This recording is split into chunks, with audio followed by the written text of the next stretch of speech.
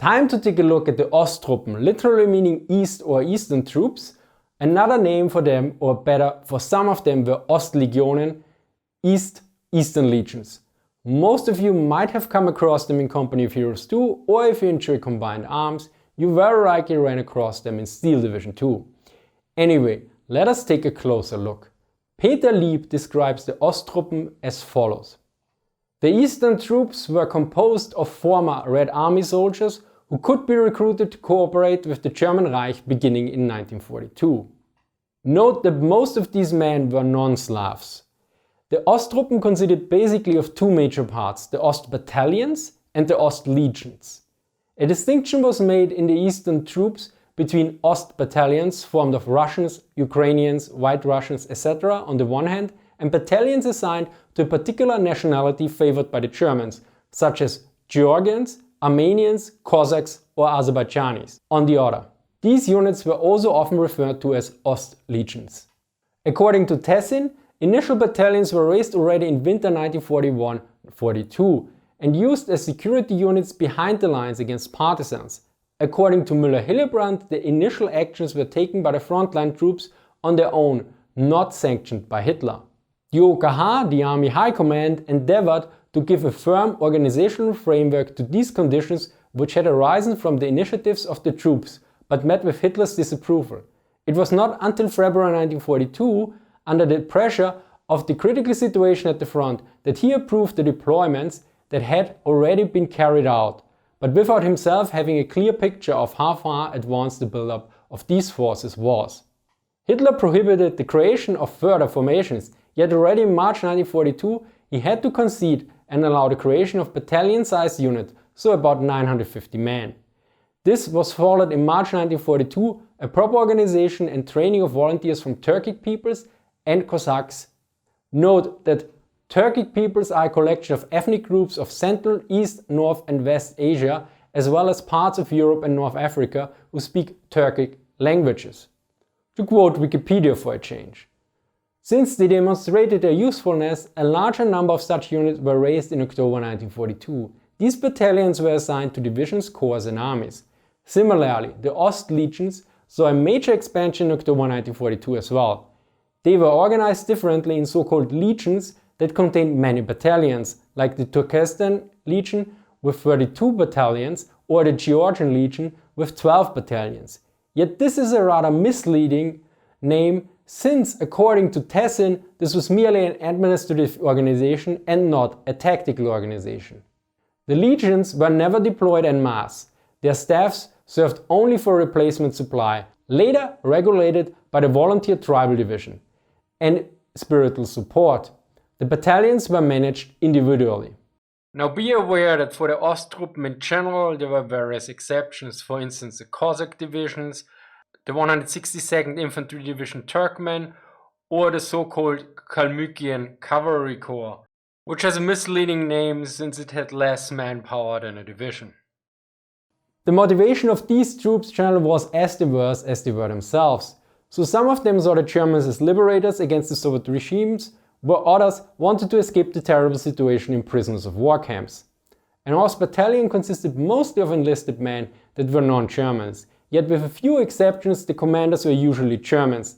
Additionally, German enlisted men, NCOs and officers fulfilled important roles.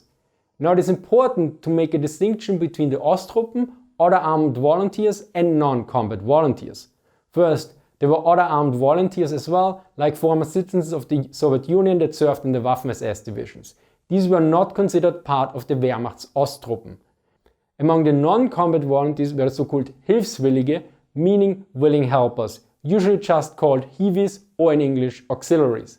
A distinction must be made between auxiliaries and so-called East formations, East troops. While the auxiliaries were Soviet prisoners of war who performed their auxiliary services scattered among the German troops, the East formations were company or battalion-sized units grouped together as security combat units. Note, considering the huge amount of Hiwis, the different situations on the Eastern Front and other factors, Hiwis were not necessarily volunteers but could also be forced to collaborate. The 1998-1999 Russian official history accepts the Western estimate that some 1 million to 1.5 million Soviet citizens served in the Wehrmacht, the Waffen-SS and the occupation police. This involved both prisoners of war recruited in the Stalags, short for Stammlager, prisoners of war camps, and inhabitants of the occupied regions who took part in security detachments. The largest single groups of those involved in the German forces were the Hilfswillige, auxiliaries or Hiwis, who served as laborers, cooks, drivers and so on in regular Wehrmacht forces. Müller-Hillebrand adds that in supply services of each infantry division on the Eastern Front alone, 700 Hiwi were allocated according to the organization. In the new table of organization and equipment of the Infanteriedivision Neue Art, new type, in effect from October 1943, 2005 posts for auxiliaries were provided in each division. This number, however, was probably not reached in general. As you can see, this is a whole topic on its own, so let us get back to the Osttruppen. In terms of numbers, Müller-Hillebrand notes that in the beginning of 1943 a total of 176 battalions and 38 companies existed with a total manpower between 130,000 to 150,000 men. By the end of 1943, the total number likely reached around 370,000 men. The number further increased, the peak was likely reached in June 1944 with 200 battalions and an estimated total of 500,000 men. Yet at this point the majority of the Ost battalions were used in the West and the Mediterranean. On the Western Front, 60 battalions were used to guard the coastlines. In such cases, they were usually assigned to an infantry regiment of a Bodenständige division, which was a static division. Which brings us to the next point. Why were most of these units in 1944 used on the Western Front? Due to the changing situation of the war, it became obvious for these men that Germany was going to lose the war. In case of people that were motivated by liberating their country from the Soviet Union, this situation was not particularly inspiring.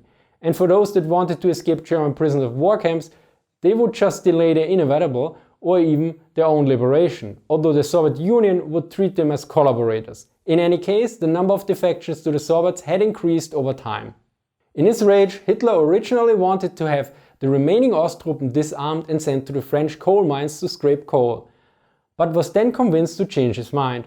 Thus, by the end of 1943, all Osttruppen units had been moved to the Balkans, Italy and especially to the West. In the intro I mentioned 2 computer games. In these games, Osttruppen are usually portrayed as second or even third grade units. As such, we also must take a short look at their combat effectiveness.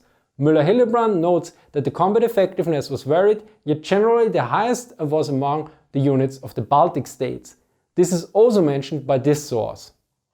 In general, the Baltic national units amassed a distinguished combat record despite German political insensitives and less than equal status of their soldiers. To the overwhelming majority of the Balts, fighting on the German side was merely coincidental, with their real purpose and motivation defending Baltic national interests.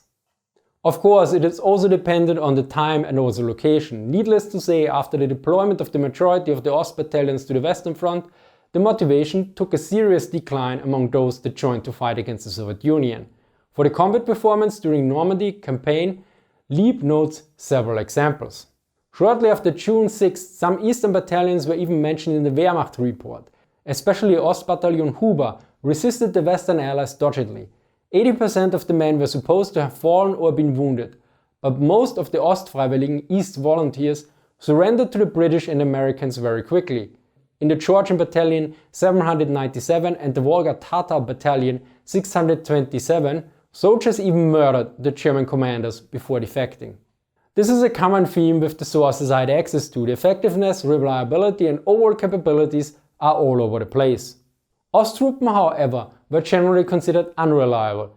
This is, however, an inaccurate, sweeping judgment and is due on the one hand to the deterioration of German war situation from summer 1943 onward, but largely to the often unconsciously wrong behavior of the German superiors who distrusted the Russian units under their command. As such, let us take a short look at the various factors that had an influence on their performance. Along with the previously mentioned, there were also bad equipment, racism, mistreatment, lack of integration, etc. Wendt notes in a PhD thesis, it becomes clear that the members of the Osttruppen were prepared to stand up for their German comrades in an emergency if they themselves had been integrated into the troops beforehand, and had been given some responsibility and tasks, and had been treated humanely. After the war, members of the Osttruppen often faced death unless they managed to emigrate. For this, we need to consider that even regular soldiers of the Red Army that were taken prisoners of war by the Germans faced serious problems in the Soviet Union. Of these former 1.5 million prisoners of war, only 18% went home. Some 43% were sent to the army, with a further 22% to labor battalions of the NKO, the People's Commissariat of Defense. 15% went to the Gulag. Imkevent notes about former members of the Osttruppen that were captured by the Western Allies. The English and Americans had mistakenly assumed that the Osttruppen had been forced by the Germans to take up arms for their cause and fight for them in France. They did not realize that these were Soviet anti-Stalin fighters, nor that they were sending most of them to their deaths by extraditing them to the Soviet Union. Stalin condemned both defectors and regular Soviet soldiers taken into German captivity as traitors of the fatherland. Considering this and the previous aspects, the portrayal of these units as mere cannon fodder in some computer games seems rather eerily historically accurate. I hope you have a better understanding of the Osttruppen now. Thank you to Ender for reviewing the script. Special thanks to Jens for helping me out with some sources.